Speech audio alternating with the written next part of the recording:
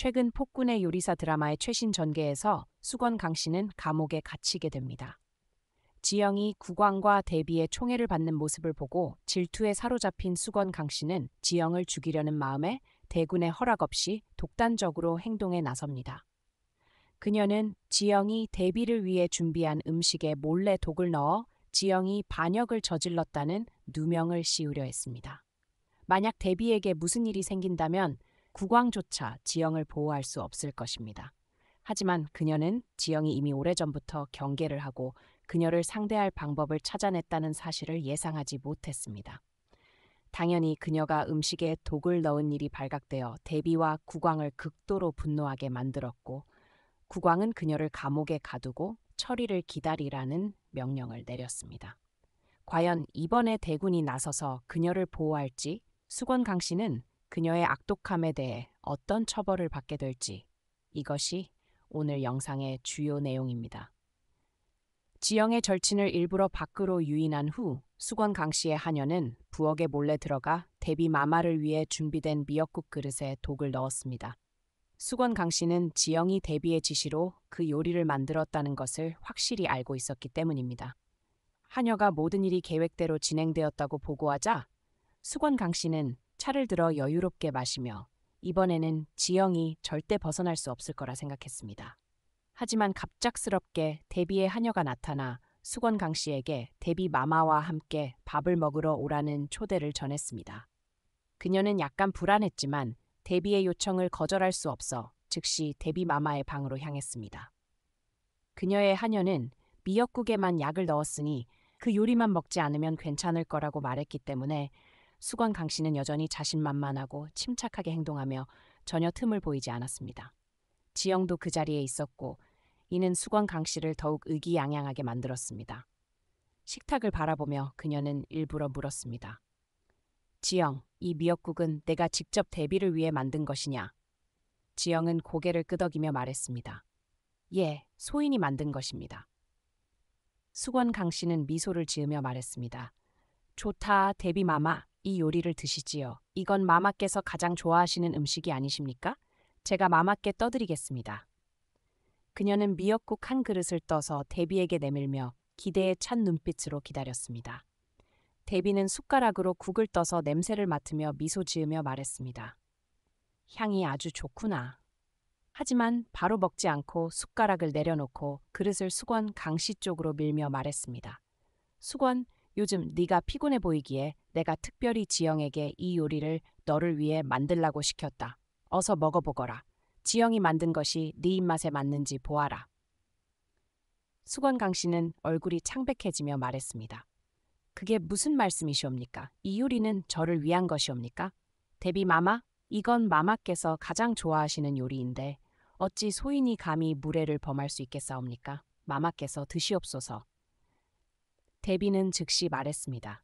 수건, 내가 너를 얼마나 아끼는지 너도 알지 않느냐. 이 요리가 내가 가장 좋아하는 것이기에 특별히 지영에게 너를 위해 만들라고 한 것이다. 어서 맛을 보아라. 식으면 맛이 없어질 게야. 수건 강 씨는 얼굴이 파랗게 질리며 말했습니다.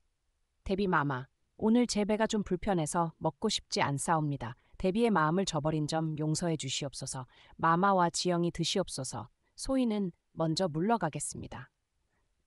그녀가 일어서려 하자 대비가 말했습니다. 멈춰라. 오늘 너는 이 미역국을 먹지 않을 수 없다. 만약 거절한다면 이는 나를 무시하는 것이다. 내가 어찌 그들에게 체면을 세울 수 있겠느냐? 네가 정말로 나를 소중히 여긴다면 이 그릇을 다 마셔라. 수건 강 씨는 이런 상황을 예상하지 못해 당황하며 거절할 방법을 찾지 못했습니다. 마시지 않으면 대비가 노할 것이고 마시면 스스로 죽음을 자초하는 꼴이었습니다. 그녀는 떨리는 손으로 그릇을 들고 숟가락으로 국을 떠입으로 가져갔지만 아직 맛보기도 전에 그녀의 하녀가 달려와 그릇을 쳐서 엎으며 울부짖으며 무릎 꿇고 말했습니다. 수건 마마, 이 국을 드시면 안 됩니다. 대비는 그녀가 자신의 식사를 망쳤다고 보고 화를 내며 말했습니다. 정말 뻔뻔하다. 너 따위 천한 계집이 감히 내 식사를 망치다니 나를 우습게 여기는 것이냐? 사람들아, 저것을 끌어내어 때려 죽여라.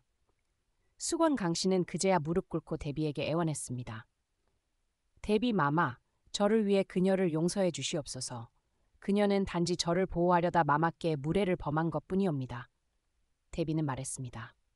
오, 그녀가 너를 보호하려 했다는 것이냐? 네가 말할수록 내가 더 모르겠구나. 대체 무슨 일이 벌어지고 있는 것이냐? 수건 강 씨는 말을 더듬으며 대답하지 못했습니다. 그때 지영이 더는 참지 못하고 말했습니다. 혹시 당신이 국에 독을 넣었기 때문에 먹지 못하는 것 아니냐? 그녀가 당신이 이 국을 먹지 못하게 막은 이유는 당신이 독을 넣은 장본인이기 때문이 아니냐? 내가 맞게 말했지? 수건 강 씨는 얼굴이 창백해지며 말했습니다. 너였어. 너는 이미 모든 것을 알고 있었으면서도 모르는 척했던 거야. 나를 함정에 빠뜨리려고 했던 거지. 지영은 비웃으며 말했습니다. 맞아. 네가 일부러 내 친구를 밖으로 유인했을 때 이미 의심했지. 부엌으로 돌아와 국 냄비를 보니 누군가가 손을 댄 흔적이 있었어. 그래서 내 의도를 눈치챘고 너에게 교훈을 주고 싶었지. 수건 강 씨는 반박했습니다. 아니야. 전부 네가 꾸민 짓이야. 네가 독을 넣고 나를 모함한 거지. 지영은 미소 지으며 말했습니다. 그렇다면? 내가 독을 넣었다면 잘 보라고.